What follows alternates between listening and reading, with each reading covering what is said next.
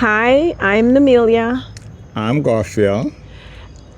Welcome to our backyard where we make love in the kitchen.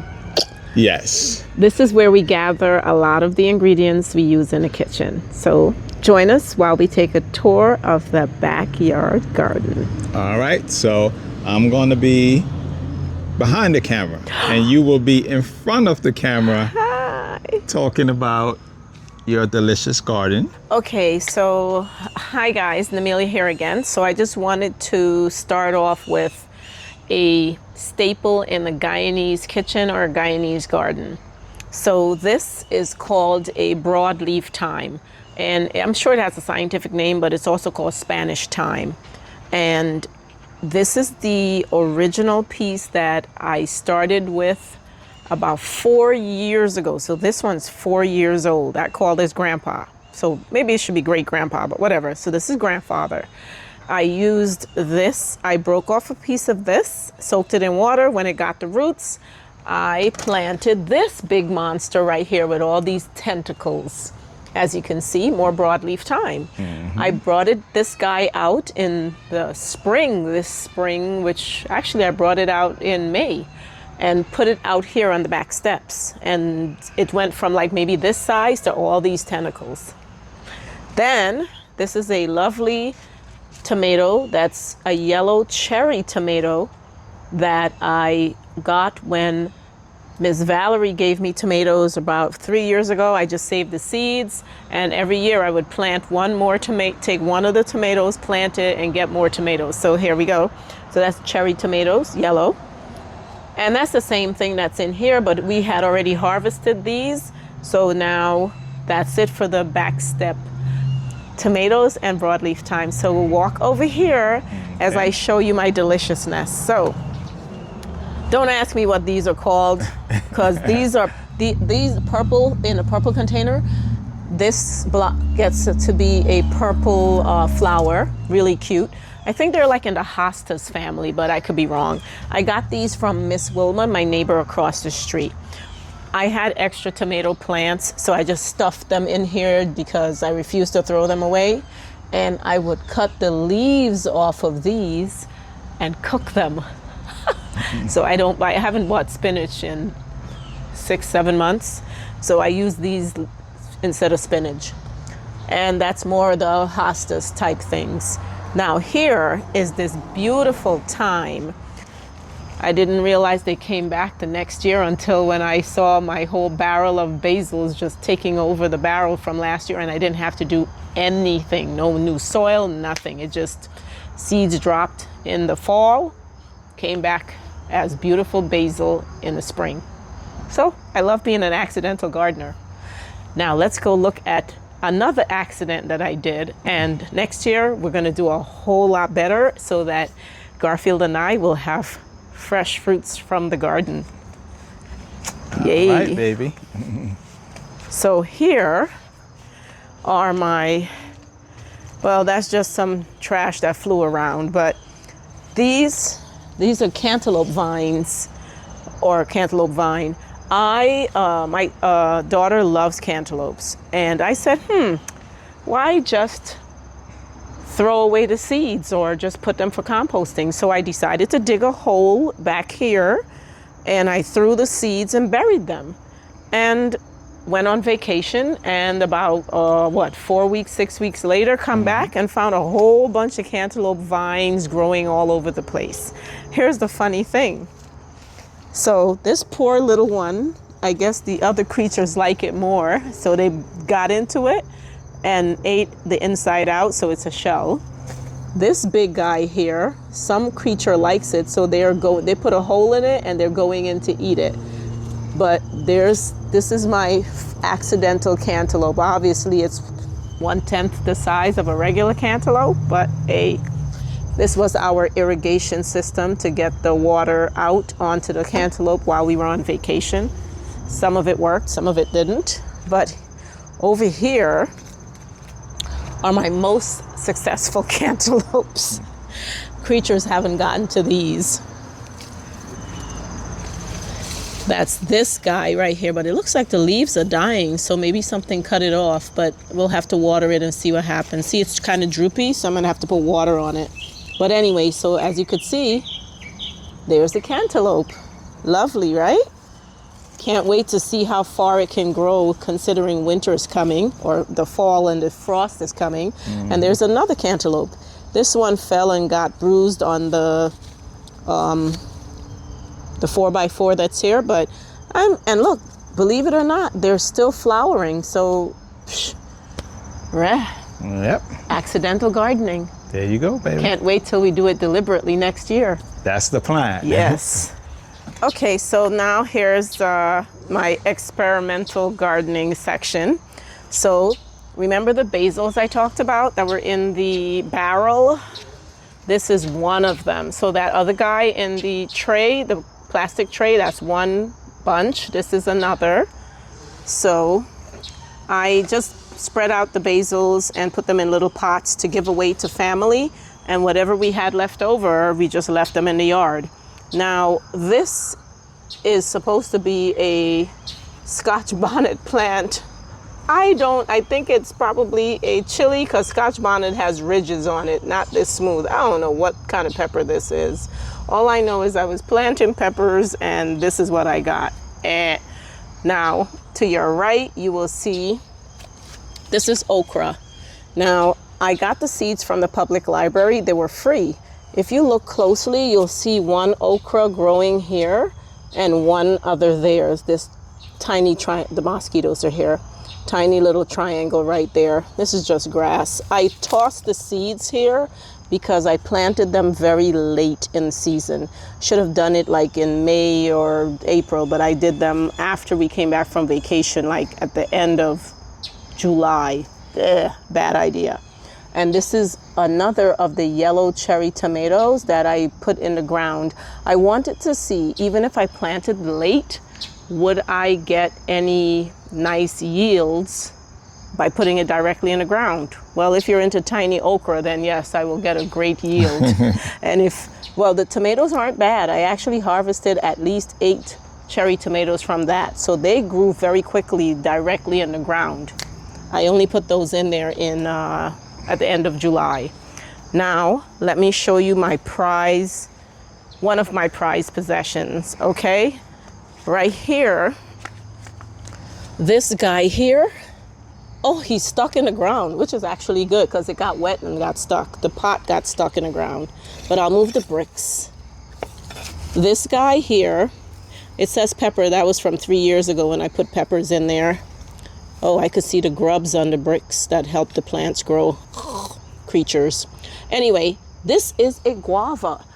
This is a guava plant that I got from a co-worker of mine. Her dad gave her a guava when he came from Guyana. And some guavas, and she gave me one guava. And I said, oh, how wonderful. So I said, hey, wait a minute. Guava leaves are supposed to be great in tea. Just the way you would put fresh mint or anything else. So I decided to plant 3 guava seeds, and out of that I got this nice plant. Only one came to fruition, and this is what I have. This is its second year. The first year I only got like maybe a 6-inch thing. This thing is like 12 inches tall and it's still growing. Love it.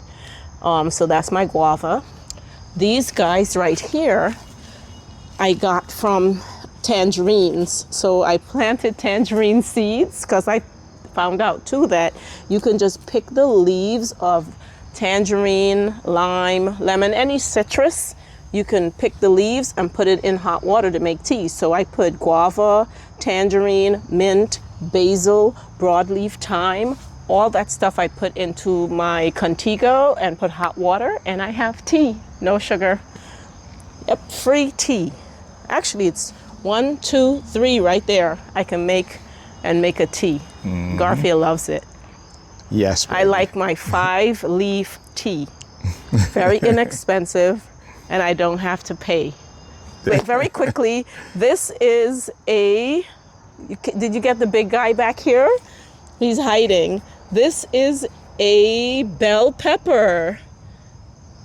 And he, oh, poor guy, we planted him, then went on vacation and neglected him. He, you know, tried to die, but the plant didn't completely die. These things are blooming late because they were neglected while we were on vacation.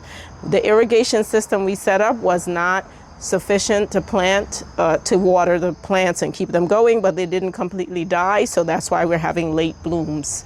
And behind him, more cherry tomatoes, more yellow cherry tomatoes, delicious. I like them. We're gonna show you some of the ones we harvested. They're in the fridge. And to the left is another staple in a Guyanese garden called the wiri pepper. Now these we already harvested the peppers, but this is a plant and some of them we're getting more blossoms. Beautiful. There's another wiri plant. Look at these little nubs telling you that we might have some more pepper coming. Yay! This is the other basil. So this is the fourth, fifth, or sixth pot of basil that came out of a barrel of basils from the spring. So I just kept pulling them out of the barrels and planting them in different things. This is another lovely broadleaf thyme and a wiri sitting there. This is the basil again. As I tell you, we ended up with like 10 times what we started with. And here's another set of bell peppers. As you could see, late bloomers. So we keep watering them, and no matter how small they are, when they're ready to be harvested, we will be enjoying them. Yes. Because we planted it. This is a plum tomato. Had plum tomatoes, threw the seeds in the pot, in the crates that Garfield made, and this is what we ended up with. They're kind of lightweight, so I think they started getting, oh, there it goes, a little bit of frost. So who knows what they're gonna turn out to be like, but there's a little plum tomato right there. Yes. Next to it is the super accident in the most accidental gardening I've ever done. I thought I was throwing away a stalk of kale just like this.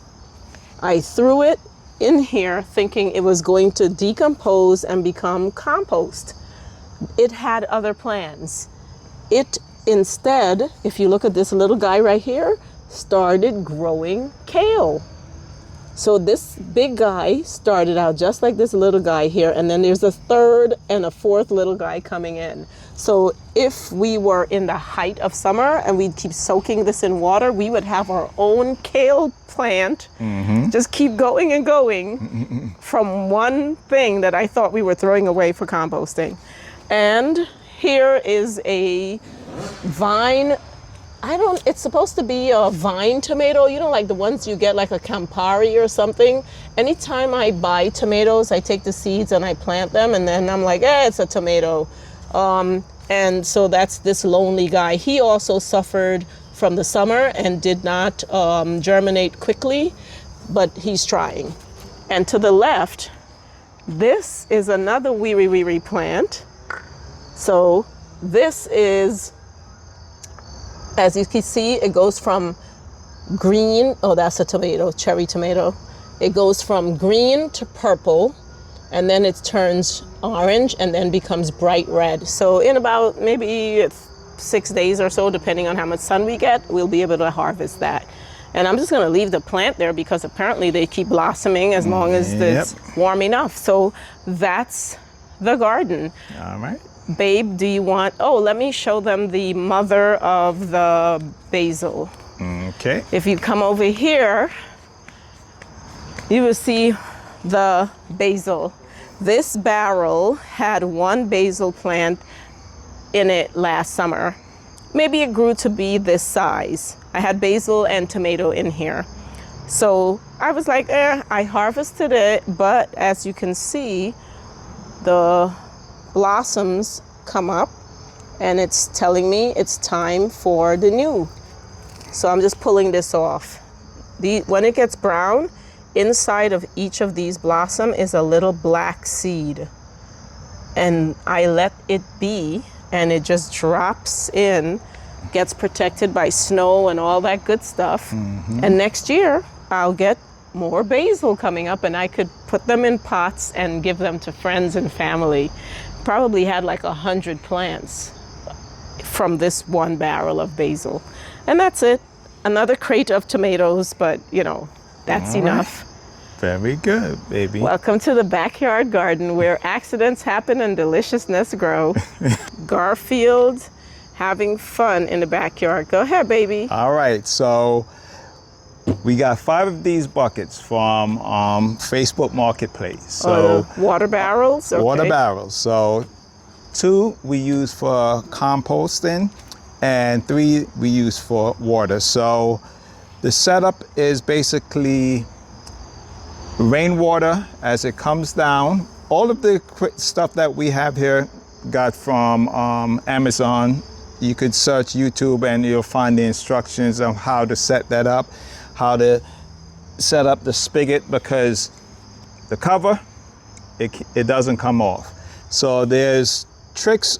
You have to use a string, lower it down into the barrel, and have the whole thing set up. There's just tons of instructions on YouTube to get that done. So basically we have a connection inside here. It's like a little cup, and as rainwater comes down, it will divert a portion of it into the barrel.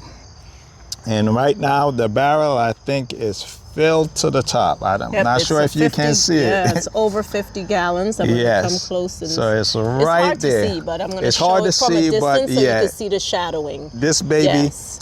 you can't move it. But I think what we'll do next summer, because I have to do some more research, is find a way of pumping the water out, because the pressure is very low. Oh, okay. So that's, that's why it trickles when we try to get the water in the buckets. And again, this is our first year setting up everything like this. This is our first year.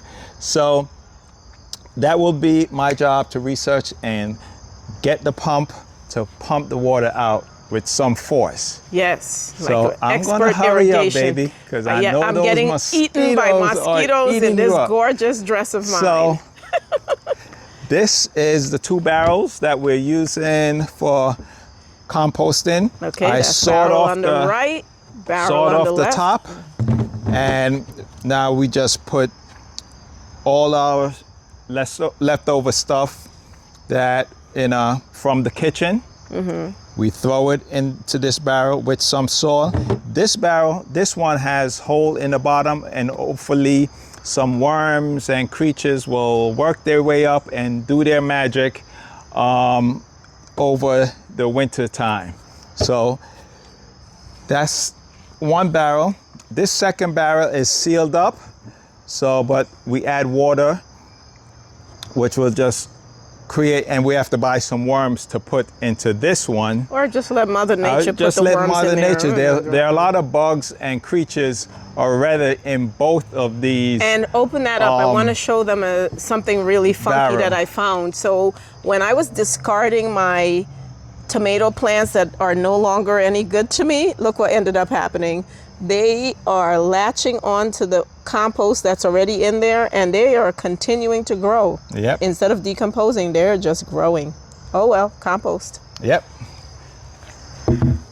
So that's Let's our go to 2 barrels. irrigation number 2. So yes. You're looking good, babe.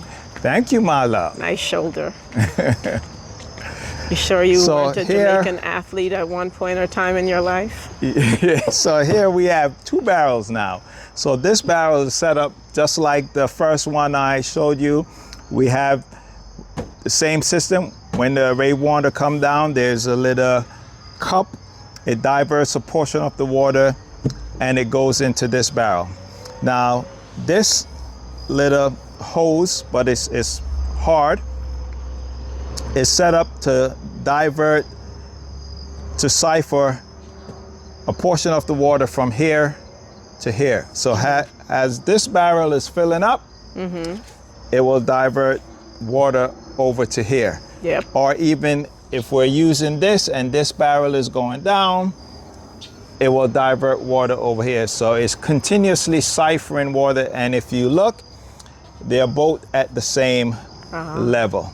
Nice siphon So- you got there. Yeah, so this is what we set up for our garden.